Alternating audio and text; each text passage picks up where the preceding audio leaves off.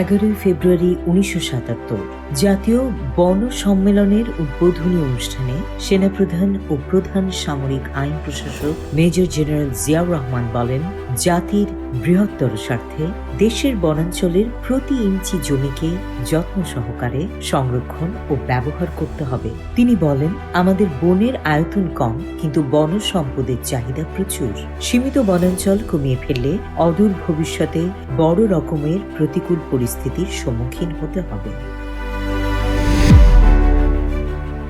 11 ফেব্রুয়ারি 1979 জয়দেবপুরে দেশের প্রথম machine tools ফ্যাক্টরির উদ্বোধনী অনুষ্ঠানে ভাষণ দানকালে প্রেসিডেন্ট জিয়াউর রহমান বলেন, আমাদের অর্থনীতি মূলত কৃষিভিত্তিক হলেও দ্রুত শিল্পায়নই আমাদের উন্নয়ন কৌশলের এক অবিচ্ছেদ্য অংশ।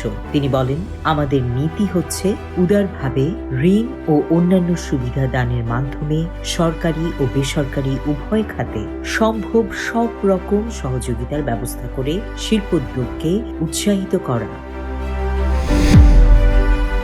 11 ফেব্রুয়ারি 1980 দেশে অবহেলিত জনগণের কল্যাণ ও সার্বিক উন্নয়নই সরকারের সকল কর্মসূচির লক্ষ্য বলে জানান প্রেসিডেন্ট জিয়াউর রহমান।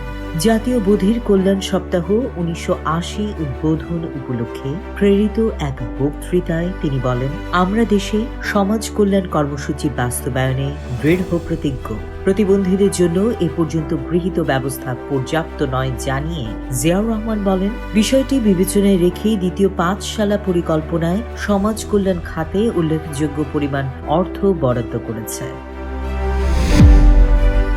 11 ফেব্রুয়ারি 1981 চিরতরে ক্ষুধা ও দারিদ্র্যের অবসান ও খাদ্যে স্বয়ংসম্পূর্ণতা অর্জনের জন্য সহযোগিতা ভিত্তিক কর্মসূচি প্রণয়নের জন্য কমনওয়েলথ জোটভুক্ত দেশগুলোর প্রতি আহ্বান জানান প্রেসিডেন্ট জিয়াউর রহমান।